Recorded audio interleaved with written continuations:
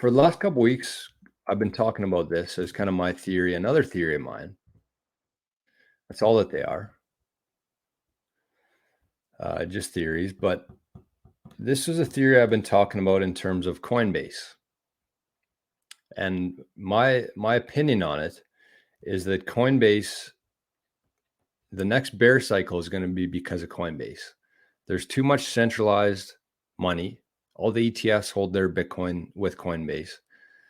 And I think that would be the easiest thing for the US government. Once Bitcoin gets to where we think it's going to go, the easiest thing for the US government is just going to be to shut down Coinbase. And when that happens, I think it's going to be a huge problem for the people who are holding ETFs. And I think there's going to be a huge crash. But with every crash comes a lot of opportunity. And if we're ready for that, if we have our Bitcoin off of the exchanges in our own cold storage, we will be completely unaffected by that. So let's watch this. This is from Bitcoin News this morning. And this was a clip from Marty's show. What's it called? TFTC? That sounds right. So let's bring this up. It's a 2-minute clip talking about exactly what I've been saying in terms of Coinbase. It just makes the most sense. It just makes the most sense to me. This isn't a guarantee. This is just what I think is going to happen. And Tour tends to agree. So let's check this out.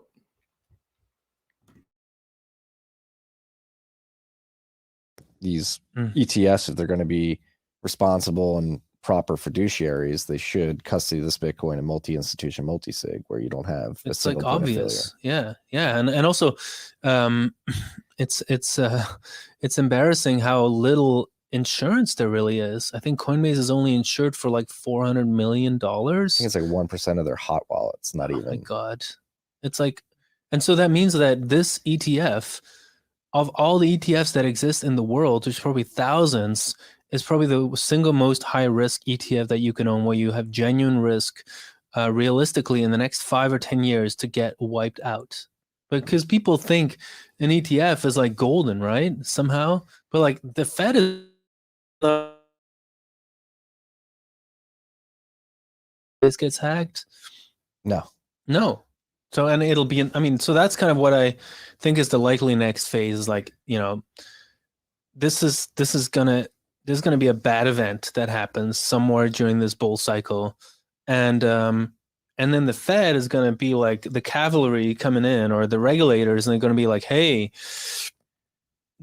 we need more regulation, you know, even though if we like turn back the clock and look at what happened, is like, no, it's because you guys pretended to give this one seal of approval, or like pretended to do your due diligence and then give only one company your seal of approval that this could happen in the first place. But never mind that, they're going to come in and say, hey, you know, we need more regulation.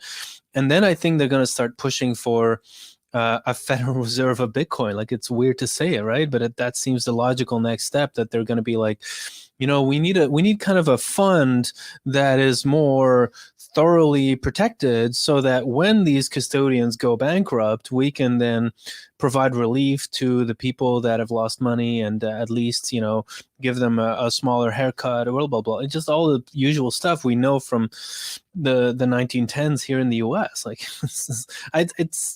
I don't know. It feels a bit like overly simplistic. Like maybe there's going to be other ways that they're going to want to intervene that I'm not seeing.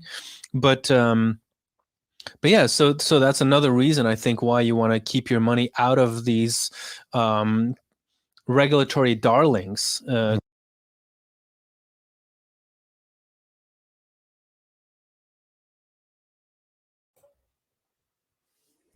There we go. That's what you get for tuning into the daily Bitcoin journey every day. You get ahead of Tour de Minimeister, or whatever his name is.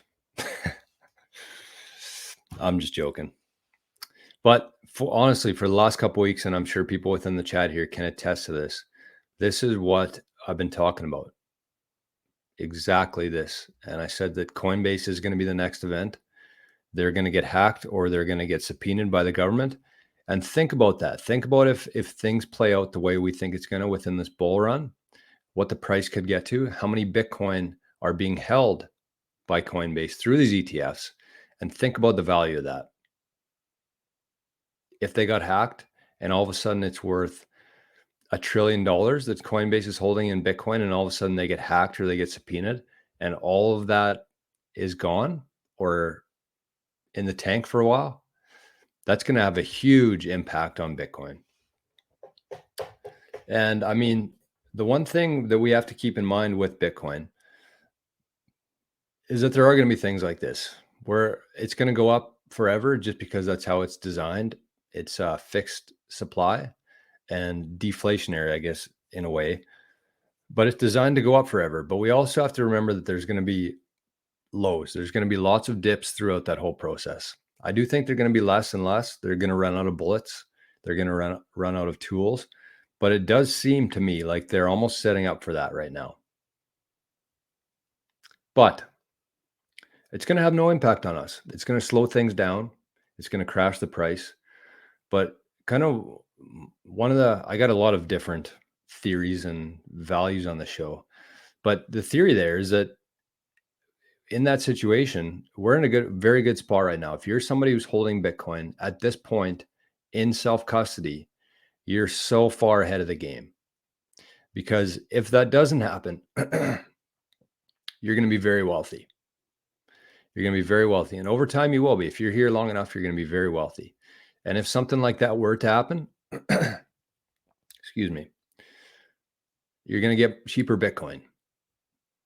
Because there's no way for them to stop Bitcoin. There's ways like that. I think that could be the biggest way for them to try to slow down Bitcoin, but there's no way for them to stop it.